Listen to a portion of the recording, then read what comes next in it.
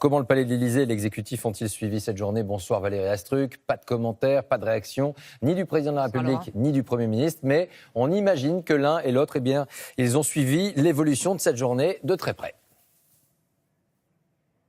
Oui, et l'exécutif est un peu dans le brouillard. Le mouvement va-t-il s'essouffler ou repartir? Quelle réponse apporter? À vrai dire, nul ne sait à ce stade. Alors côté Matignon, on se rassure en estimant que la mobilisation est un peu moins importante que prévu. Et on pointe surtout du doigt les nombreux blocages et incidents en espérant que l'opinion se désolidarisera d'un mouvement imprévisible.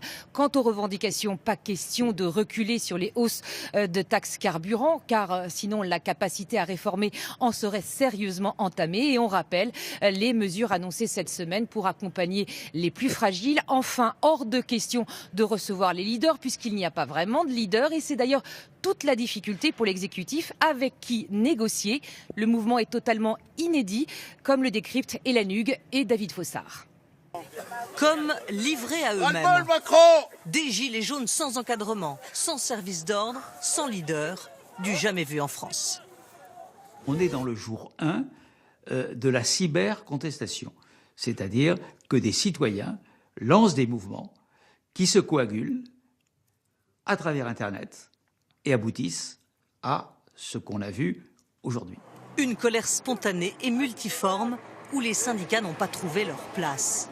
30 ans avant les Gilets jaunes déjà, la coordination des infirmières avait aussi prétendu les écarter. Il faut savoir que les syndicats ne représentent que 5% de la profession, donc ils sont obligés de nous écouter. Plus récemment, les bonnets rouges manifestaient contre l'écotaxe, mais ils avaient désigné un porte-parole. Des syndicats en perte de vitesse qui l'an dernier encore n'ont rien obtenu sur la réforme du Code du travail ou de la SNCF, leur reste l'impression d'être méprisés par le pouvoir en place. Le gouvernement, il n'a qu'à écouter les associations qui font une tribune ce matin, les organisations syndicales qui ont des idées. Pourquoi il ne le fait pas pour l'instant, d'après vous? C'est encore cette fameuse verticalité du pouvoir. À quelques-uns, on a la solution pour tout le monde. Ça ne marche pas.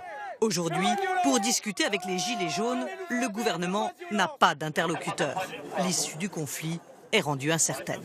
Il y a un affaiblissement global syndical, en même temps qu'un affaiblissement des politiques, qui, en fait, est dangereux pour la démocratie. Parce que les syndicats, ils sont là pour porter les mécontentements, mais les organiser quand même, les mécontentements, pour négocier soit avec le patronat, soit avec le pouvoir public, à trouver éventuellement des compromis. Donc, ce sont des éléments de contestation, mais aussi de régulation. Ces dernières semaines, Emmanuel Macron a multiplié les interventions dans les médias et les contacts directs avec les Français, sans réussir pour autant à faire baisser la tension.